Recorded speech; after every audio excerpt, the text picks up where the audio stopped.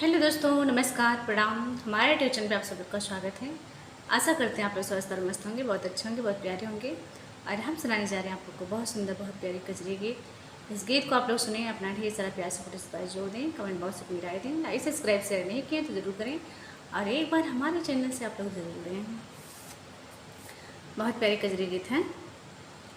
सड़िया लाते बालम कलकतिया, जेह में झालर मोतियाना। सड़िया लाते बालम कलकतिया, जेह में झालर मोतियाना।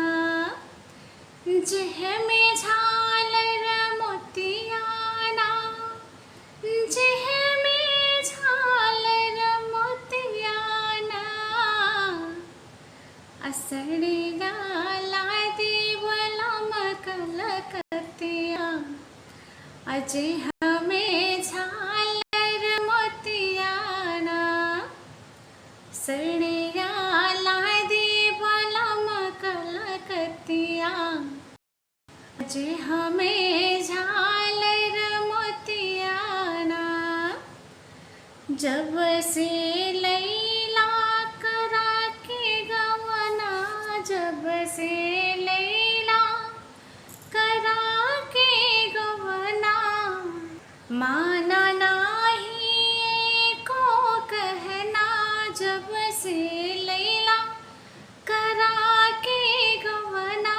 माना नाही को कहना, बतिया माना बलम खुरपतिया, जेह में झालर मोतियाना।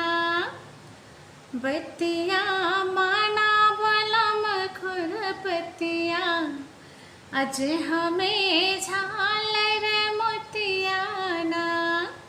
सड़िया लादा बलम कलकतिया, जेह में झालर मोतियाना।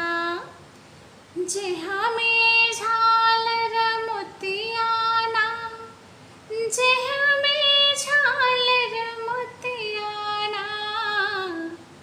सड़िया लादा बलम कलकतिया, जेह में झालर मोतियाना।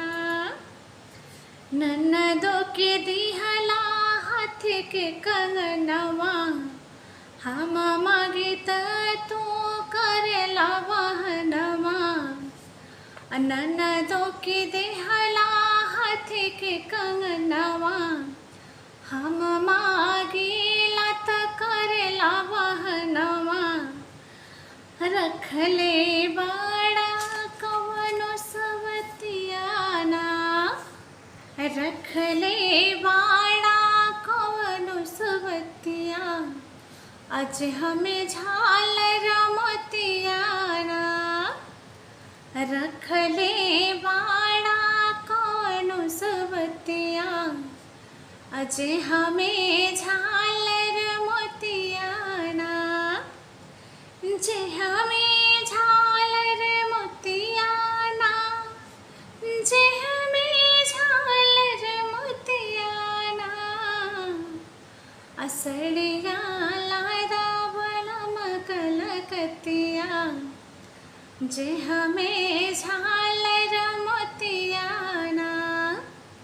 सड़िया लादा बलम कलकतिया, जेह में झालर मोतियाना। तो इस कजरी गीत को आप लोग सुने, अपना ढेर सारा प्यार सपोर्ट इस बार जरूर दें आप लोग।